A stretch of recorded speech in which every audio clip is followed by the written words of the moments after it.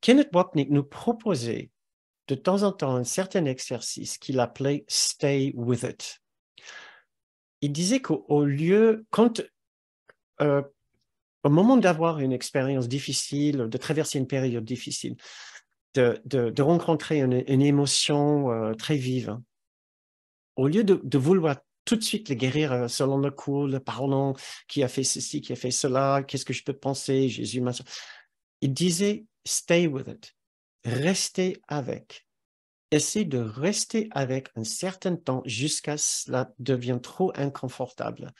Puis faites ce que vous faites d'habitude pour le résoudre. Et du fait qu'il avait dit plusieurs fois, il n'a jamais développé plus, mais j'étais vraiment intrigué parce que Kenneth Wapnick, il était à un autre niveau de pratique et d'apprentissage du cours.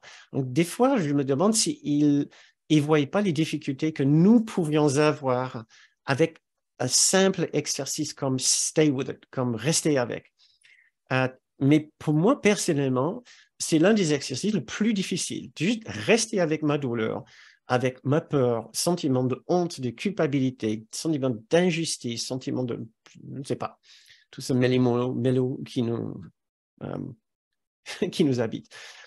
J'ai trouvé ça particulièrement difficile. Je me suis penché beaucoup sur cette question parce que je trouve qu'il y a une puissance extraordinaire dans cette idée parce que je pense l'idée, c'est de rester avec le temps de désamorcer et d'apaiser le sentiment, de voir, de ne plus avoir peur de l'expérience.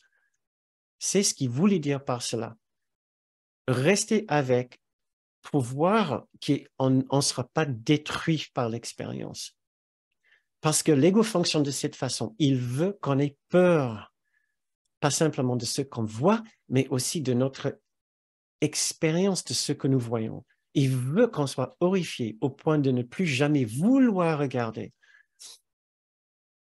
Et cela de le plus grand bénéfice pour nous, de savoir nous accompagner dans ces moments et de stay with it, et de savoir rester avec pour le désamorcer la bombe que nous pensons est là, mais qui n'est pas là.